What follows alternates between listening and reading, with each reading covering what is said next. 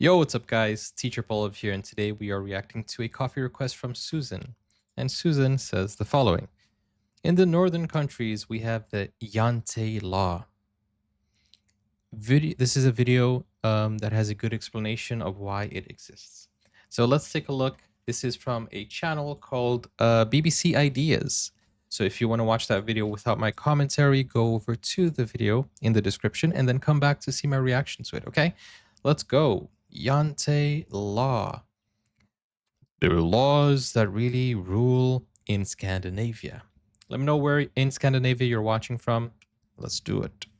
Jante Law right here. Forget Higa. This is the story, the hidden rules. Too fast. Of the hidden rules that really underpin Scandinavian society. These are hidden rules.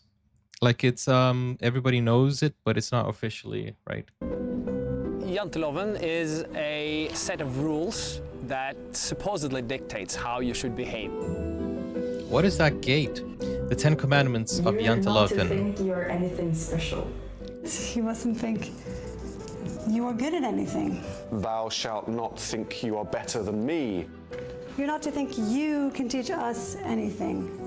Everyone knows what it is, and they know what they should do if they want to fit in. And they also know what will happen if they don't fit in. It's a way of socially stigmatizing people that break the rules. And maybe there is something in that that has created these incredibly successful societies. So it basically means that we are all the same. No one is more like intelligent than the other. Is that it? Like nobody's better than each other. I'm pretty sure there is no Scandinavian utopia, but to the extent that there is one, I'm sure that Janteloven is a part of it, because what people often fail to realize I know this is place. that I've been there. You can't have it both ways. Complete individuality, where everyone just ignores the rules and still have a harmonious, equal society. It doesn't work that way. I've been there so you too. get to choose. Almost every Scandinavian child grows up wary of breaking the Jante Law. A lot of times. That's great. I think most people do. The cosmopolitan Scandinavians love to say, Jante Law, that's something for the people out in the provinces, but it exists in every city as well. And that affects the choice of cars that people buy, it affects how they dress, it affects how they behave. Okay, I have a confession to make.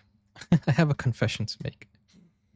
One of my triggers in the comment section was because I was feeling patronized. So I think some people were breaking the Jante Law, because a lot of people in the comments treated me like I didn't like. It's true. I had no idea about a few things that I was doing when I visited Oslo, but I felt patronized because people were like, I'm not generalizing, but there were some people that were really putting me down because I didn't know specific things. Thank you so much, Aussie Dub, for the support.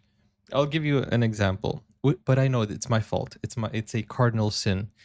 I cut the cheese, the brown cheese, in a wrong way, and there were a few comments that literally made me feel like, dang, I am so dumb. So I understand that this law exists, right?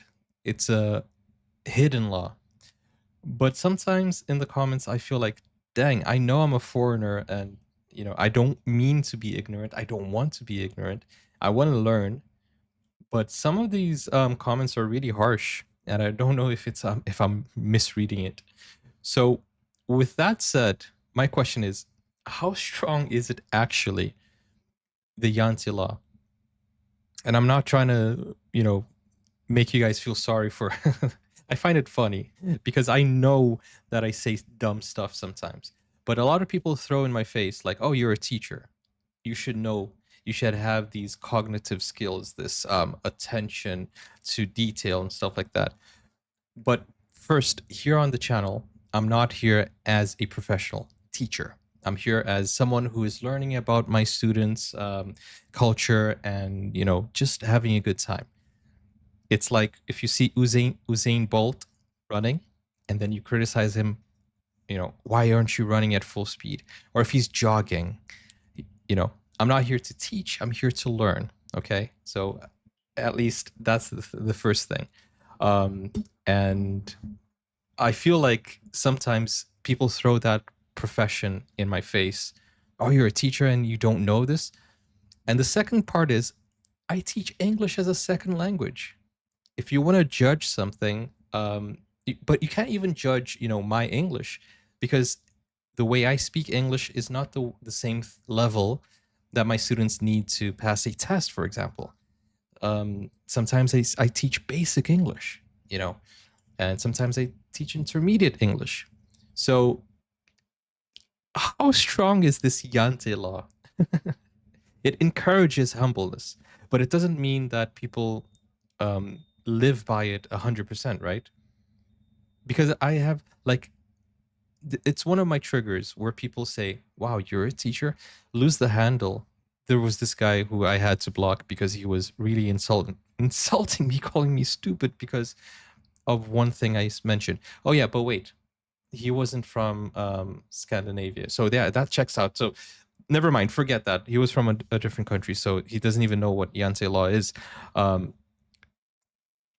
But if you stay a little bit in my comment section, one of the things is, dude, you are clueless. And I know I am at fault at that. Many times I don't understand. But when I read the comments, when I revisit, it everything becomes clear. Especially when it's overcomplicated. And I think I do have a little bit of attention deficit or something. I don't know. I don't know. But the bottom line is, how strong is Jante Law? And can I call upon it when somebody is being super patronizing? Can I be like, okay, sorry, please let's put Jante Law into this and have patience with me, because that's the first thing about teaching. If you want me to evolve, and if you want me to be less ignorant, if you want me to know how to point, to a country in the map, for example, then teach me calmly. I'm not saying I don't know how to point Sweden or Scandinavia in the map. I'm not saying that. I'm just giving you an example, because some people get really, really aggressive if you can't point to a country in the map. But I feel like some people want to learn, they just didn't have the opportunity. And yeah, I just find it funny. And I've been doing this a long time. So being publicly humiliated in the comments is part of the job, and I just find it funny. But it is a trigger because people, they normally say, oh, you're a teacher, how do you not know about Scandinavian history? Listen, do you know about African history? I grew up in parts of Africa, and I know some of the history that you may not know. It doesn't mean it doesn't mean you're more intelligent than I am. It doesn't mean I am intelligent at all. It just means we learned different things growing up, And I just feel like when I see these type of videos, I'm like, dude, I incentivize my students to, to be patient. And my English isn't perfect. I make mistakes. And sometimes I even speak the way I want to speak. Sometimes I don't use proper grammar, and that's fine. If you want to learn English, you have to learn that you shouldn't speak perfectly. You make mistakes. Doesn't mean you suck. It just means that you're being natural. Imagine your own language. If you speak your own language in such a formal way, people will look at you and say, what are you doing? You are entitled to make mistakes in your own language, so you can do it in English too. It makes it even more natural. People don't say, do you want to go? They say, do you want to go? And that's it. Anyways, you can see I'm clearly passionate about this because it is a trigger. And I just want everybody out there, who clings on to the fact that I am Teacher Paul. Just know that this channel doesn't have anything to do with my career as a teacher. You guys are my friends and you're showing me stuff. And that's it, and that's fine. It's fine if I don't know something. I'm okay with it. And I don't think people are better than others. I'm not better than anyone else. But I do feel like we are at the same level where I can say, listen, you're being rude to me, so please. It's not arrogance. It's just saying, please calm down. And I have sent so many laughing emojis in the comments saying, guys, calm down. It's just a video. Somebody was insulting me because of the size of a bird on another video. And I'm like, dude, this is so, oh man. It's so, it's just so trivial, you know? But anyways, as I said, I get easily triggered when that's why I don't reply most of the comments, because some people are like just trying to, they don't even, oh man, I can keep going. But anyways, the point is, I only brought this up is because I do sometimes feel patronized, and sometimes people throw their their economic situation in my face, you know. And I don't feel like that's too Jante Law-ish, you know. But as I said, this is not a general thing. I would like to believe that everyone follows the Jante Law. And those who don't, they might not know about the Jante Law. So I'm just trying to figure out, is this something you actually live by? Because they said every child lives by this, or not. But anyways, I have been ranting too much. I speak too much.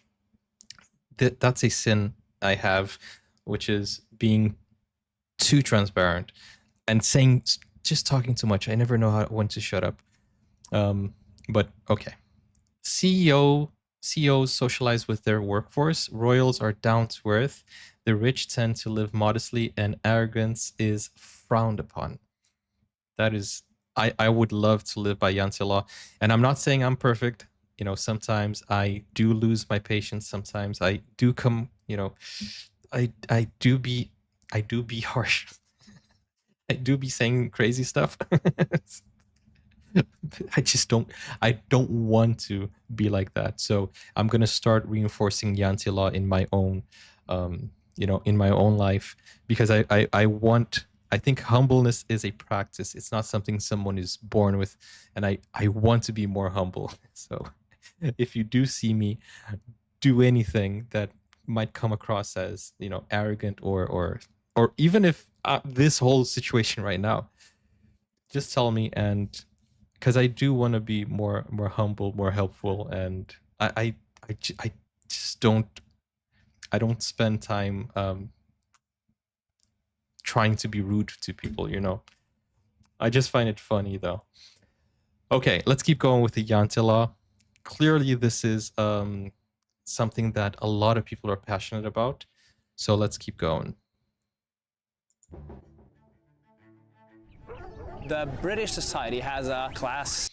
Oh yeah, Ozzy Deb said I have sticked up. What's the expression? Thanks for sticking up for me. That's what I want to say. Thank you, Ozzy Deb. Some people, you know, they don't know the history of the channel, and I know it's confusing. Teacher Paul, why do you call yourself Teacher Paul? Why do you call yourself a teacher? It's because I teach English to my students. That's how the whole see, I don't even know how to speak. That's how the whole channel started. And yeah, that's it.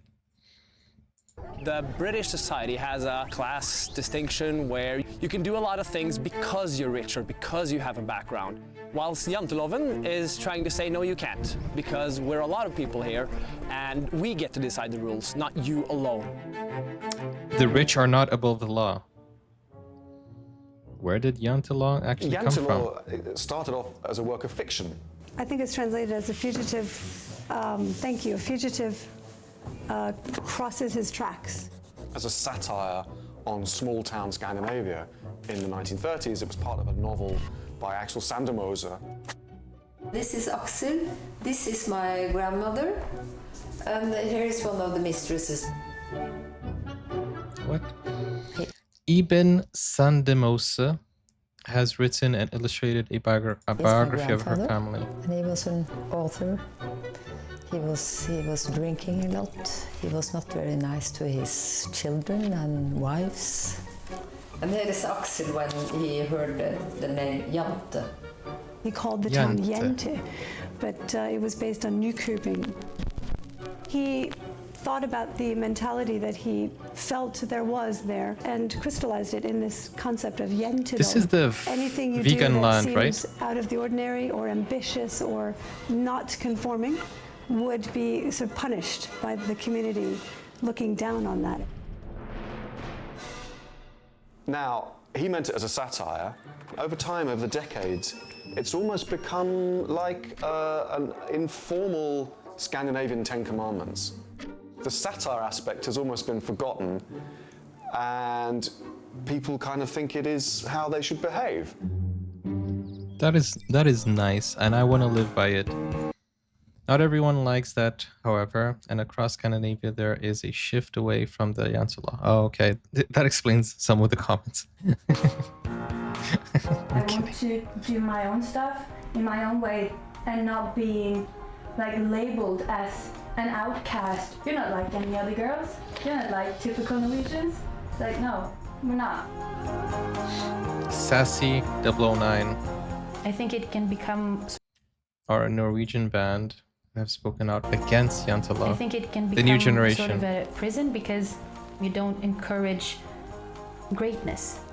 How many people would want to belong to a vision like that? But what is greatness, in your opinion? What is greatness?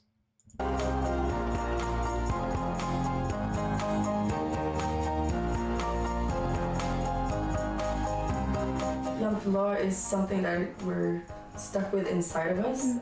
I think it's always there. That kind of way of thought may well simply be so deeply embedded. Maybe it won't go away. The interesting thing, I think, is that every society has those social stigmas. The great thing about Jante Law is it forces you to think about what those unspoken rules might be that govern your life. And so there's the first road to. Okay, let me just go back because I feel like they are looking at it as a negative side of it. You mustn't think you are anything special. That is, if you look at it with positive eyes, it means don't think you're better than others. You mustn't think you are as good as we are. What does that mean? You mustn't think we're as good as we are. Oh, okay. It means that don't think highly of yourself. Oh, I'm so good. I'm good at this. But it doesn't mean put yourself down. You mustn't think you're smarter than we are. Okay. It also doesn't mean, what it means is don't think too highly of yourself. That's what I interpret it as. You mustn't think you are better than we are. You mustn't think you are more than we do. You mustn't think you are more important than we are. You mustn't think you are good at anything. Okay, number 7, I think there needs to be a better interpretation of that. You can be good at something, but you shouldn't, what's the word here? You shouldn't think you're, I don't know, you shouldn't praise yourself. You shouldn't, you know what I'm saying? I think that's what they mean. You mustn't think you are good at anything. I think people might misinterpret that because of the wording here. But I think what they're trying to say is that too good, you know? You mustn't think you're too good, and you mustn't think you're the best. Because at the end of the day, records are broken every single year. You mustn't laugh at us. You mustn't think anyone would care about you. Okay, number 9, I think. You know, I think a few tweaking might be interesting. You mustn't think you can teach us anything. Okay, so 7, 9, and 10 feels a little bit anti-Jante Law to me. You mustn't think you can teach us anything kind of feels like an arrogant statement. because you can always learn and people can always teach. But I understand the interpretation here is, I know more than you. Like, you know, there are so many older people who, they might not have had the same experience as you had, but they still think they know better than you in that area. And you should respect them. But at the same time, they should, you know, respect you and say, okay, you're the expert, teach me, right? And that's fine. But I think we as humans, we learn from each other, right? It's interesting. It's a very interesting law. And I have no say here because I'm not Scandinavian. But I feel like it is something that helps you keep humble. And I remind myself every day. I don't know, maybe it's the imposter syndrome, but I remind myself every day that I am no one, and I'm not as, you know, I'm not better than anyone else. But that doesn't mean I am nothing. You know what I'm saying? When we say, or when I say, I'm not better than anyone else, what I'm trying to say is that we are at the same level. Never think that I'm putting myself down, or never think that I think less of myself. That's the big difference.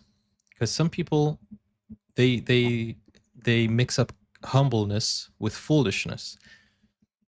I don't think I am superior to anyone else, but at the same time, I'm not inferior to anyone else. And that's how we should think of it. So I'm not going to lower my head just because I am humble. I'm going to still stand my ground at the same height as you. And that's how it should be, because we're not better than each other. We're at the same level, and we should respect each other, and we should always look at the positive side and reach an outcome. It doesn't matter if it's the president. It doesn't matter if it's the king. We are still humans. And if you break your leg, you're still going to need my help. It doesn't matter. There should be respect. There should be, you know, this admiration also, because people achieve things and we should admire them. But it doesn't mean that people should have more than the others just because of their status. You know what I'm saying? We're all humans at the end of the day. We are born the same, we die the same.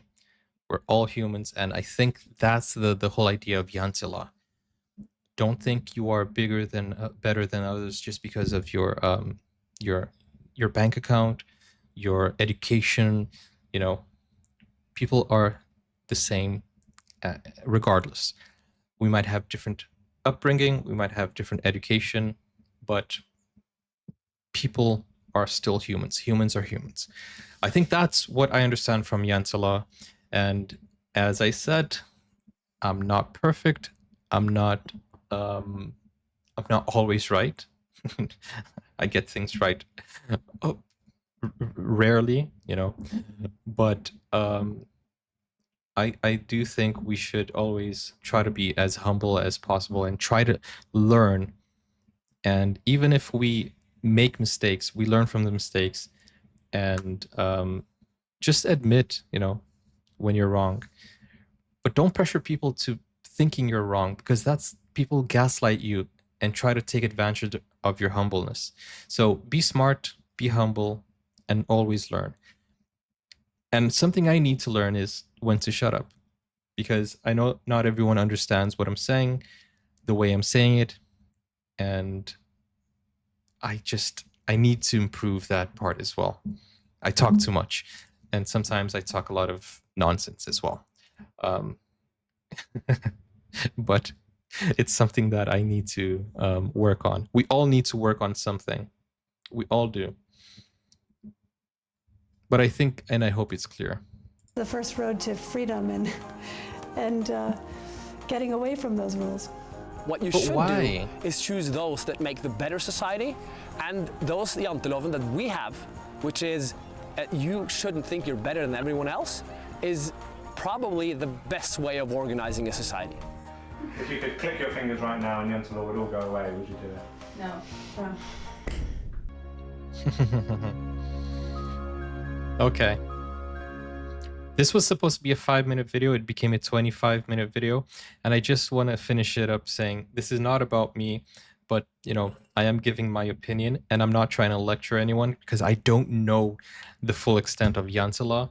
And I do apologize if you think that's what I was trying to do. I was just trying to understand the whole idea of the Jante Law and give my 2 cents. But one of the rules is don't think you can teach us anything. And I'm not trying to teach you. I'm just trying to give you my perspective as a foreigner looking at the video from afar.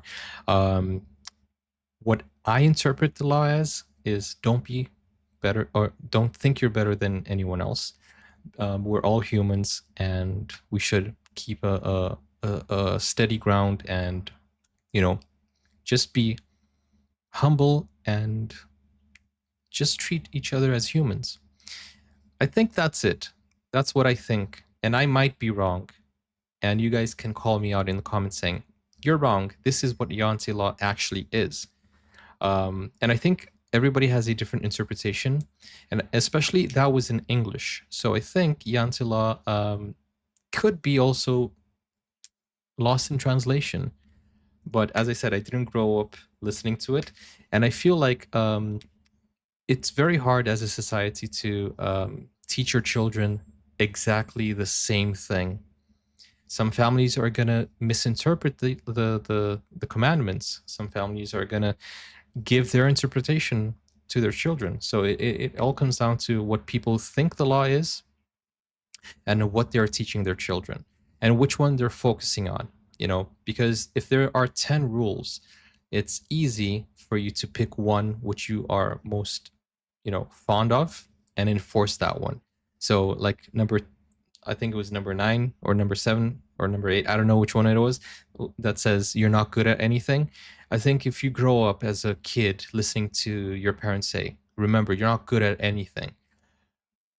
With that wording, you grow up with a lot of complex, and you kind of feel like you are worthless. And I can easily see people being imprisoned by that mentality. I'm not good at anything. I'm not good at anything. Especially the perfectionists. That's a recipe for a perfectionist. If you grow up thinking you're not good at anything and taking that to heart, then you are always going to try to do better and you're going to stress in that environment and you're going to think less of yourself and you're going to put yourself down and you're going to think that nothing is ever good. You're going to feel like you are. It's going to be a miserable life if you follow that specific rule. So I think it's up to the parents and to the schools and, you know, to the media and the content to teach what exactly Jante Law is. Exactly, yeah. Most of the Swedish programs are hyping the children up for the good things that are they're doing. Yeah, I think it's a good thing if you are enforcing it positively, because there are a lot of people that grow up in a privileged setting who think other people are less deserving, which is sad, which sucks, which absolutely sucks. And as I said, this is not a lecture, it's a conversation. So, and I'm not right. I'm not trying to be right. So whatever I got wrong, let me know. But that's my interpretation of it. I don't know the full facts. I'm just trying to understand and I'm putting my ideas out there. Which shows I'm not afraid of expressing what I feel, and my thoughts may not be articulated as well as I would like it to be. So if you understood something in a negative way, please understand I'm trying to be as positive as I can. So don't take it the wrong way, okay? But as I said, we always need to listen and try to find a common ground. With that said, I'll be reading the comments, and I'm sure that a lot of people are going to be still you know, they're still going to continue to trigger me, which is fine as well. You guys are free to comment whatever you want. But yeah, I just have a lot of fun with this. With that said, guys, I hope everything was explained. My thought process. It took 30 minutes to explain a 5-minute video, but I will work on less overthinking. That's one of my flaws. I overthink and I talk too much. With that said, thank you guys. I will see you on the next video. If you want to support the channel, go over to Buy Me Coffee. Link is in the description. You can also go to Patreon to watch my full movie reactions. I talk a lot in those too. Sorry about that. Series, shows, and other stuff. And I'm sure you're going to have a lot of fun there too. Thank you for the support. And go over to this video here to watch more. Take care. Bye-bye.